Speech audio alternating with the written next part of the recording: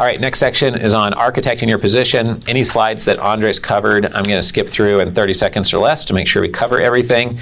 This is the homework session that nobody wants to do. So it's really exciting to be like, oh, I'm going to be number one in my sandbox and number one in this, or I'm going to be top two in this. I'm going to dominate this space. That's easy to say, but anybody can say that they want to be in this powerful position.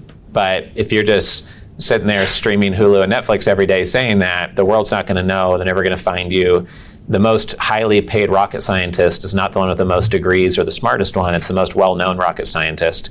And you have to put out your best ideas out there, or people won't even know that you exist. You have to add value to other people first. You have to deliver and build trust first.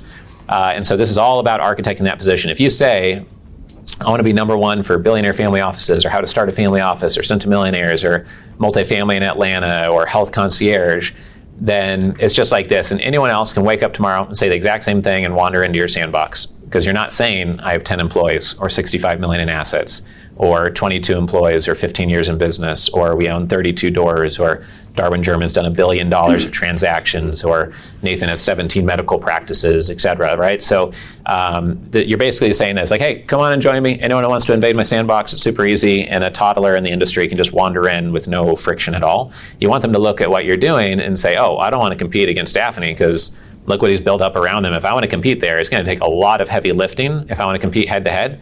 So let's play a different game. Let's not say that we're the number one law firm in the state of Florida. Well, let's focus on Georgia, because we already have some momentum in both states, and let's just focus on Georgia going forward and try to be number one in that state in a different sandbox.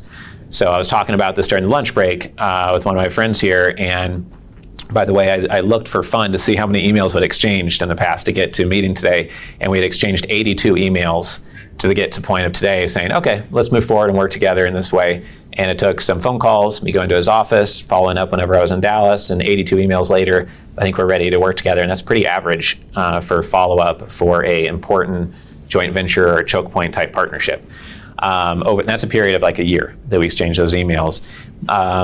So it does take persistence and follow-up, and what you want is for someone to perceive your sandbox and see this. So they don't want to come into your sandbox. They want to do something slightly different, totally different, or partner with you instead of trying to go over you or through you. So Andres talked about this. These things play off of each other. You could be a horrible writer, like I naturally am. I've written 13 books, and my TA at Harvard was from the Czech Republic, and she read my final paper that I had revised several times, chalked it all up and read, and then her first question when she sat down with me and I saw all the red, she said, is English your first language? And I said, yeah, it is, and my last, because I suck at even my native language. And so I'm bad at writing. I would doubt there's many people in here worse than me at writing. You've probably seen an error or two come through the email blast. My team catches me. We have a full-time copywriter now. We didn't have that till last year. But that is not my strength. The first time I got invited to publicly speak, I couldn't even eat that day, and I thought I was going to throw up, even though I hadn't eaten anything.